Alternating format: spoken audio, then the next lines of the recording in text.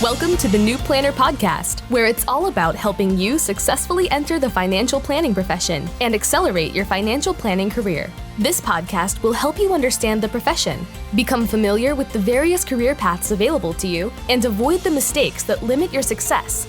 Join your host, Caleb Brown, to explore the human side of creating a successful planning career through interviews, personal experience, and insights from the trenches. Let's get started. Welcome to the 227th episode of the New Planner Podcast. This is Caleb Brown, your host. My guest today is Amanda Bearden, who is a financial advisor at Pesta Pesta Wealth Management.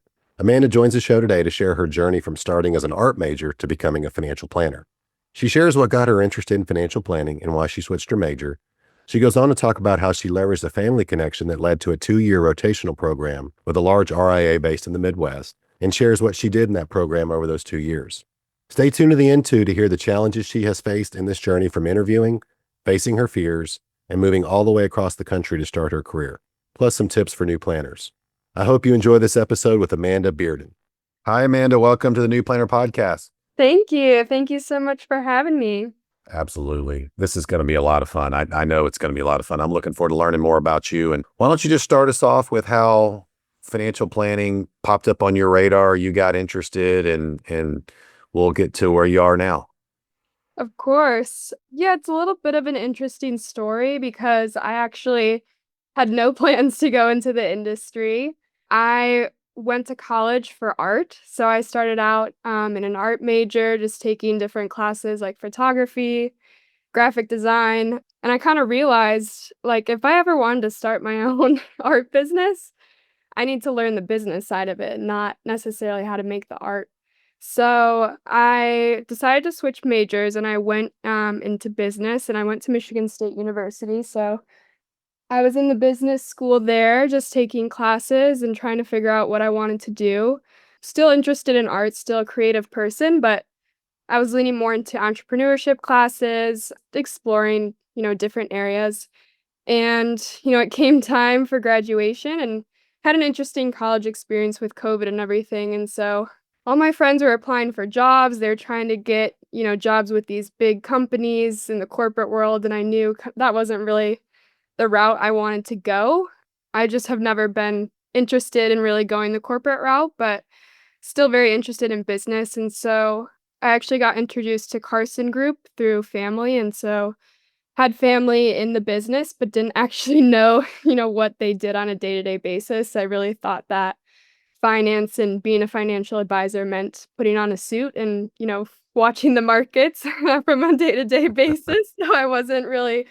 Sounds really exciting, doesn't it? Yeah. Yeah, I was like, I know they travel a lot. I know they're, looking at markets, and like, to me, that's not very interesting. Like, I'm not really wanting to go that route, but I've heard great things about Carson Group, through my family, and I actually talked to a few people, and so ended up flying out there for an interview. And so it was during a conference that they were having, just a Carson Group conference. And so they let me attend that event just to meet advisors in the industry and really see like what it is that they're doing. And I was really surprised by just the type of people that were there. They were all extremely nice and caring people. And so I remember sitting in one of the, I think it was like a breakout room. And so one guy was talking about his firm. And so he said something along the lines of, I had a client and they had a family member that passed away. And so we were the first phone call that they made. And I was like, wow, that's extremely moving. And that's, I didn't picture a financial planner or financial advisor being someone that would, be a phone call, almost like a therapist to someone. And so I was like, wow, this is not at all what I expected. And just from talking to people and realizing like what they're essentially doing is helping people and helping them navigate their lives. And I thought that that was extremely moving. And I was like, what, I'll just give it a shot. I'll move out to Omaha, Nebraska for a couple years and do this program that they were having and just see how it goes. And if I end up not enjoying it, at least I learned something that's worthwhile for myself, because it's There you personal go. finance. It's something that everybody has to deal with, whether they want to or not. And that's really just how I ended up in the industry after graduating college. Wow, cool story. So you have a family member, they're financial planner, they have their own firm, they're a financial planner.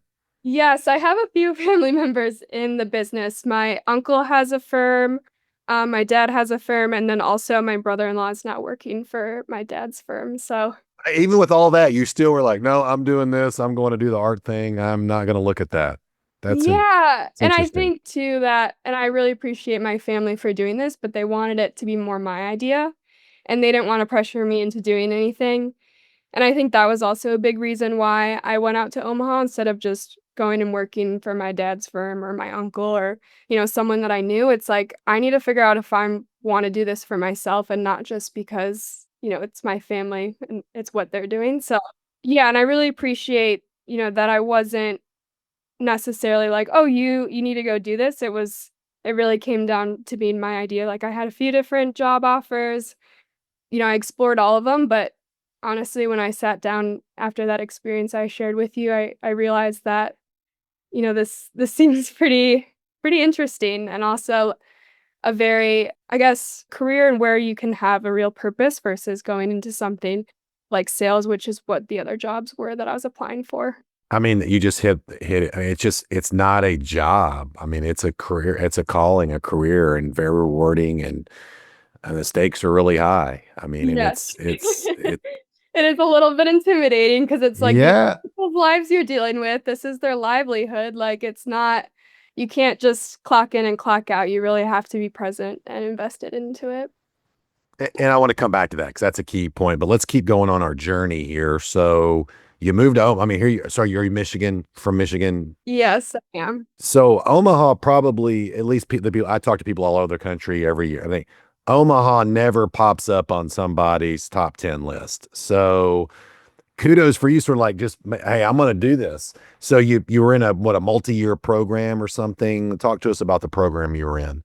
Yeah, so I graduated and, everyone's moving to Chicago and New York, and I'm like, "I'm going to Omaha." People are like, "Is that in Nevada? Where's that?" Like, they were very confused by my decision, but they're like, "Okay, that's not surprising. You're someone that's always up for an adventure." So, I did a 2-year program with Carson Group. It was called the Partner Development Program, where you do 2 years of a rotational. So, I was working with different teams within the Carson Group headquarters, which was honestly really nice because you got to see the bigger picture and the ins and outs of how, this firm works, and so I was able to join different teams, worked with a few different advisors, just got to really see different styles, and along with that, I was taking classes for the CFP, so I didn't come in with the finance background or the major, which, some people did, which was nice to have it out of the way, but I was really coming in with with nothing and, even having to pass the 65 was a huge challenge for me, and so, yeah, the expectation was that you're doing your rotations, and then at the end of the 2 years, you take the CFP exam, you pass it, and then you get placed with one of their partner firms. So that was also something that was really attractive to me because I also knew that I eventually wanted to move out west and to have the option to apply for jobs and meet partners all across the country. I really could go anywhere at that point, so I liked that aspect of it as well, and, during the 2 years, you're meeting these different firms and just seeing how each firm works and how they operate, so it really helped me kind of figure out what type of firm I wanted to be at, but also just made that transition really smooth because they got to see me and they got to know me over the 2 years as well. And what type of firm did you want to be a part of? So I wanted to be part of more of a family office, a smaller firm. Even like I said, I wasn't a huge corporate person, and even being at Carson headquarters, I was like, I want to be on a smaller team. I want just to have that mentorship aspect and really just kind of have, yeah, a smaller community where you're all looking out for each other. So most of the partner firms were anywhere between, like, 2 to 20 employees, so they honestly all kinda had that environment, but that was also, nice to have that option to be able to vet out the different partners. And if you completed the program, that meant you were qualified to interview with I guess every Carson Group affiliated firm that was hiring. Yeah, exactly. So what was nice too is we would go to their conferences. So at these conferences, you'd be meeting the partners and you'd say, "Hey, I'm part of this program. I'm going to get my CFP. Like, I'm working with so and so." And they're like, "Wow, you're hired. Like, that's awesome. Like, we would love to have you." So it was super cool to know, like, oh, like I'm going to have a job after this because, well, number one, the industry just needs more of the next gen professional. And then also just having the CFP at a young age and getting that done and over with is just a huge accomplishment, and it makes the hiring process a lot easier because people are looking for CFPs. Any tips you want to give to somebody that might be listening to this that has no background, kind of like you did, and like, hey, I've got to pass the Series 65 and I've got to pass the CFP. Like, this seems daunting. What do I do? Yeah. I will say it was very overwhelming just the first year because the first day I started studying for even the Series 65, I went to my boss and I was like, "I don't understand what a security is. Like, can you walk me through? Like, I don't understand this terminology." And finance is known for having all this lingo and it feels like a different language. And I felt like I had to learn a new language essentially. And so I think the biggest thing for me was not giving up. Um, when you fail or, when you go through a rough week or whatever it may be, because I've been someone where if I don't do something well right away, I wanna quit, and so it was really hard for me to just stick with it and just have confidence that with time, this stuff will become more natural to me, and so without having the community at Carson Group and having, people supporting me, I don't think I would have stuck with it. I had the opportunity to have different mentors, and I was just going through it with other people in a similar position, so just having that foundation where if I were to have gone to just a firm right out the bat, I don't think I would have had that same support. So it was just really amazing to have different people, cheer me on and believe in me when I didn't necessarily believe in myself. Excellent stuff. Okay, so you moved out west, or so did you get the job at the current firm, and that's what caused you to move out, or did you move out there then get the job? Yeah, so after I took all the classes and I studied for the CFP, I ended up passing a little over, I wanna say it was 18 months into the program or something like that. Nice work. Thank you. I was almost up on the 2 years, so I just want to make sure I have this right. You're doing the 2-year program, so you're working kind of full time, 8 to 5 during the day at the home office in Omaha, and then you're taking the CFP coursework asynchronous, so like in evenings, weekends, or something. Is that what I'm hearing? yeah, so what was nice too about this program is they did allow me to take a couple hours out of the workday too to, work on the classes and study, so that's huge because I know one of the biggest hurdles for the CFP is just finding the time for it. So I was able, to study during work hours, but then when it came to actually studying for the exam, of course, the evenings and weekends were also taken up by the CFP. So the 2 years was kind of like going back to school in a way. Like I treated it as a master's program. When I ended up passing the CFP in March, I just spent the rest of the program searching and applying for jobs and just interviewing with these different firms to find the right fit. And what did you find out there when you were interviewing with all these firms? I mean, was it clear and everybody, or was it just sort of confusing, overwhelming? What kind of thoughts and feelings did you have? It was exciting and overwhelming at the same time because I was really nervous because no matter what firm I was choosing, it was gonna be in a completely new state with a completely new community because I wanted to go out west, so I was interviewing with a lot of firms on the West Coast, and it's really hard to know what you're gonna get before you get there, so it was just a big jump for me to make, and so it was really interesting because you also realize that there's so many different ways to do this job and so many firms that operate in their own unique way. So that's another cool thing about this industry is you don't have to go to the big banks or, you don't have to start out on your own completely. Like there's a lot of different options on how to get started. So that was nice too because every role was slightly different in a way as well. So some I could go and it's like, "Hey, you gotta start building your own book right away."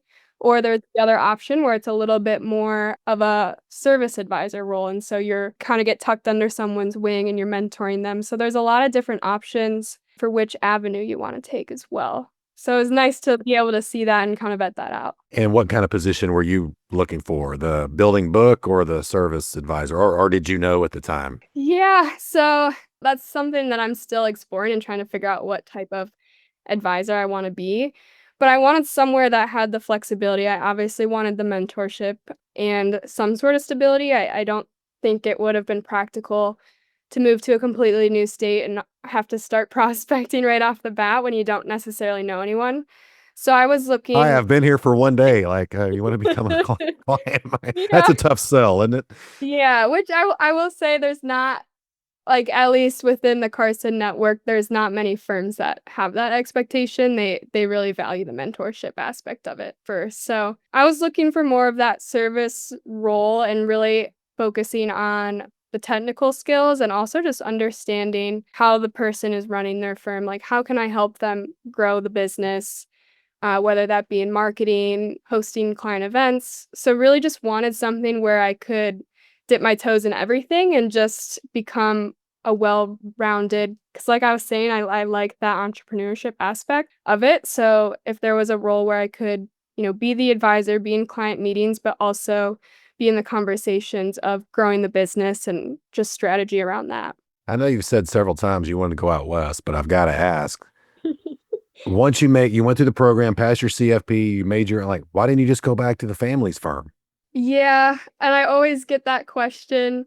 That's really tough. But I think the biggest thing for me is going back to what I said, I wanted this to be my choice and I wanted to learn this on my own and just create my brand in a sense and, create the advisor that I want to be versus just a shadow or kind of a remake of what my family is. And so I wanted to just explore it for myself and see what that might be like. And so, I also just didn't necessarily want to move back to Michigan, at least not for the time being. So yeah, it was a tough choice, but for me, it's really, I wanna do this on my own and see what I can make out of it, so that's how I ended up out here. And in your current firm, just talk to us a little bit about that. I mean, how did you know it was a good fit?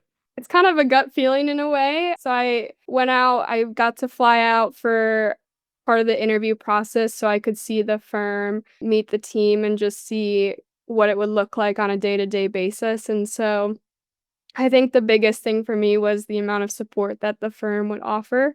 So whether that be professional development or just having a good work environment, like I could tell that he just wanted what was best for everyone and it's a team effort versus, you're kind of on your own doing your own thing. And so I think that's a really important factor for me, but also just seeing how excited he was to grow and build the book. He recently bought his book from his dad, so he's been in growth mode just trying to figure out, what the next step is for the business, and he wanted people that were, wanting to help him and bring new ideas to the table, so I thought that was just very exciting to have both someone that is wanting to grow, but also just, like, having that really good work environment where he genuinely cares about each person on the team. Got it. And just talk about your role. I mean, I mean, you've been there 7, 8 months by the time this airs. What are you doing? I mean, what's your role? What are you doing? What are you spending most of your time doing?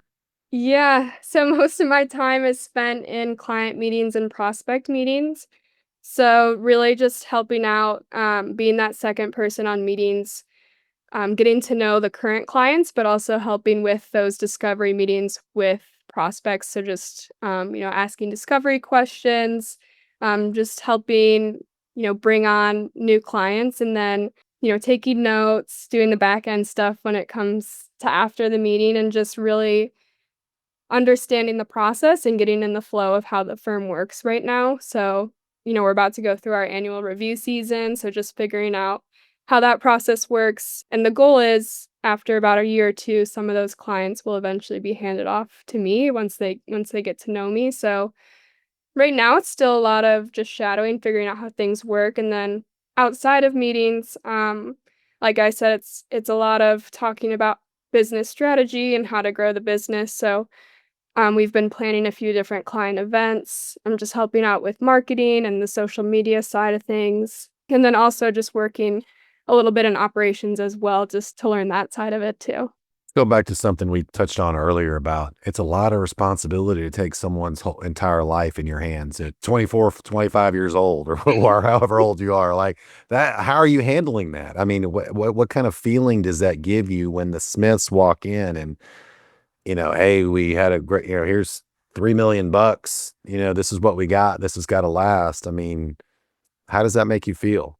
Yeah, it's it's a struggle, and I think a lot of young people in this industry feel that. It's like age is a big factor, and people typically respect someone that's been in the industry for decades with good reason. But we're a younger firm, and the perspective we take is we're open to innovation, we're open to new ideas where maybe an older firm is kind of stuck in a certain path or certain way. And so I think our clients really resonate with that because, we're in the tech bubble in Silicon Valley and they're constantly looking for for new things and new ideas. So we kind of go with that theme. And so, it's just a little bit of a younger demographic, just because there are a lot of younger people in tech. And so I feel like I don't know if it would be the same, in a different location, but people are just more open to the younger team here, and so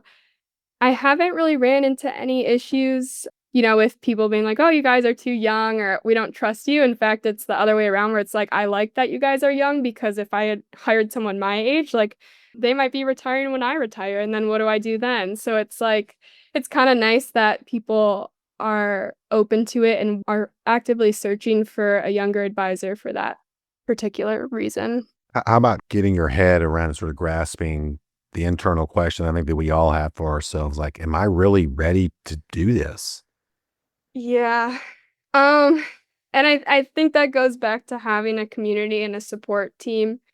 Um, because I do, it is hard and it's something I think we all deal with imposter syndrome. And so just having a team that's like, hey, you can do this, you have the background and you're actively learning every single day. It's not, you're not just sitting back and hoping for the best, but you're making an effort to try and learn something new every day and better yourself. And so I think when you have that community, they're able to lift you up when on the days when you're not feeling the best about yourself. So, What's been the most surprising thing about the last 7 months in starting your official career?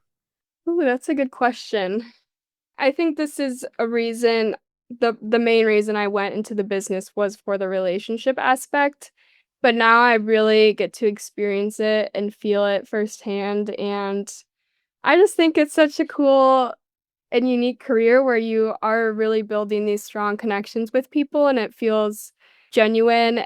Like after you have a meeting where we get something accomplished or they open up to you about something, it's just like a really unique feeling to have that you have that connection and you're able, to help them out. And I just love that aspect of it. And it's just surprising how rewarding it feels. What's next for you? I mean, what are you working on? What are you trying to move up to or studying right now? Yeah. So I have been really interested in the behavioral finance aspect of everything. And it's funny because when I was in school, like I was deciding between business and then I also was thinking about psychology a little bit too. And so now I'm looking back, I'm like, oh, psychology wouldn't have been a bad major as well because again, like it's a relationship business and if you're not able to understand people and read people, then you're going to have a really hard time working with them. And so that's something I've been exploring a little bit more is, what education there is around behavioral finance and just more so the life coaching aspect. I think the industry is definitely moving in that direction. I mean, technology is changing every day and we have AI and soon it's going to be able to do most of our job for us and people are going to really want just that emotional aspect of it. And I do think the next generation wants more than just an advisor. They want someone that's going to be there to help coach them through things. So that's something I've been exploring and looking into. So we'll see what happens there. Which AI can't do, at least right now. Right? And again, like, I think doing the behavioral finance route is also just a very fulfilling aspect of it, and being able to coach people and pick up on cues and whatnot. So Amanda, this is great. So awesome to have you in the profession. Is there any final tips or anything else you'd like to share before we close out? I would just say trust the process and say yes to things. You never know where it's going to go or what it's going to lead to. I had no I had no idea what was in store for me, and when I started, I was like, yeah, there's no way I'm going to be able to take the CFP and get a job and do all these things, and here I am a couple years later. And I guess really when you commit to something and you have that support team, a lot can happen. So just trust the process. Thanks for coming on the show. Thank you so much for having me. Thanks for joining us for this episode of the New Planner Podcast. If you're ready to discover the top career paths for financial planners and see which track is best for you, we created a free guide to help you. Grab your copy of the Financial Planner Career Roadmap at newplannerrecruiting.com/roadmap. There, you'll also find more tools and resources all created to help you build a successful financial planning career. Tune back in next week for another episode, and until then, we're here to help you succeed.